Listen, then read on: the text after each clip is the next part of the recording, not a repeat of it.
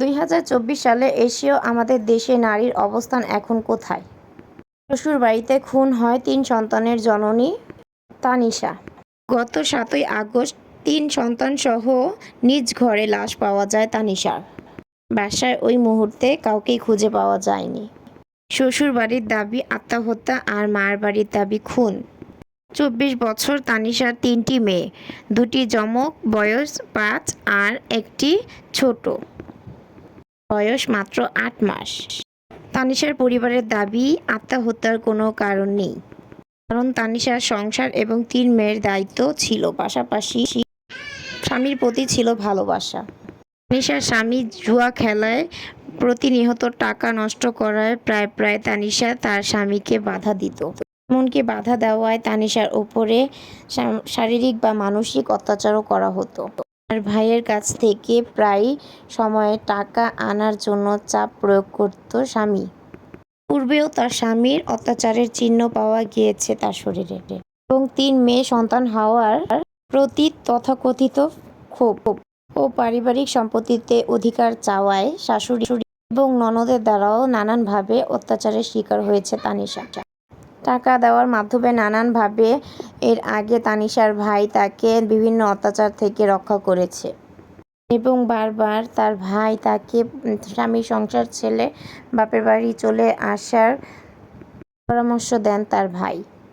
কিন্তু তানিশা তাতে রাজি হয়নি, কারণ তার পরিবারের প্রতি ছিল তার দায়িত্ববান বা ভালোবাসা। যে মানুষটা পরিবারের প্রতি এতটা দায়িত্ববান এবং ভালোবাসা থাকে, সে মানুষটা আর যাই হোক কখনোই আত্মহত্যা করার চেষ্টা করবে না। দেশের অস্থিতিশীল পরিবেশ এবং পুলিশের অনুপস্থিতিতে সঠিক সময় হিসেব করে পরিকল্পিতভাবে তানিশাকে হত্যা করে তার শ্বশুরবাড়ির মানুষ। ক্লিয়ারভাবে দেখা যাচ্ছে হত্যার পর থেকে শ্বশুরবাড়ির মানুষের অনুপস্থিতি সন্তানদের খোঁজ না নেওয়ায় খুনের আলামত হিসেবে বিবেচনা করা হচ্ছে তাদের। লাশ ময়না তদন্তে নিয়ে গেলে প্রাথমিকভাবে দায়িত্বপ্রাপ্ত ডাক্তার জানান, বিষ সেবন এবং গলায় ফাঁস দিয়ে মৃত্যু ঘটে তানিশার।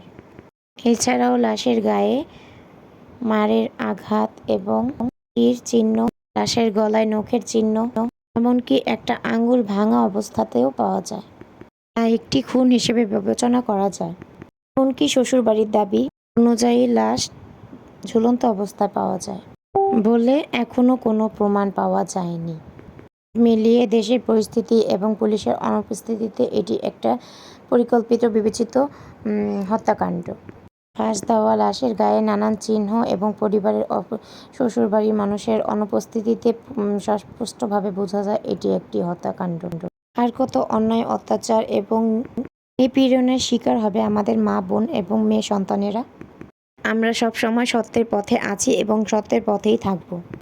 যৌক্তিক আন্দোলন করে যে ছাত্র জনতা দেশের মানুষের মুক্তির জন্য ইতিবাচক পরিবর্তন করেছে, তারা কোনো মিথ্যে নয়, বরং সত্যের দিক বিবেচনা করেই তানিশার হত্যার বিচারে সহায়ক হবেন। আমাদের এই দেশ এখন স্বাধীন দেশ, তাহলে কোথায় স্বাধীনতা? আমাদের মেয়েরা কেন স্বাধীন নয় এখনও? কেন তাদের শ্বশুরবাড়ি থেকে তাদের যৌতুকের জন্য এরকম অ্যাটাক করা হয় এবং এমনকি খুনের পর্যায়ে মৃত্যুর লাশ হয়ে তাদের থাকতে সারা জীবন পার করতে হবে, আর মৃত্যুর ভয় নিয়ে জীবন কাটাতে হবে? কেন তার সন্তানেরা এভাবে এত কষ্ট করে জীবন বয়ে যাবে? আর কেনই বা তার পরিবারেরা তাদের যে হত্যার পরে তাদের জন্য এভাবে অশ্রু ঝরাবে? যাই হোক, আমাদের ছাত্র জনতা যাতে এইসব কিছু একটা বিহিত করেন, দেশ যেন খুব ভালোভাবে যায়, কারণ এখন যে পরিস্থিতিতে তার মধ্যে সব কিছুই খুবই খারাপ অবস্থায় যাচ্ছে। সবাই ভালো থাকবেন, এটাই আশা করি।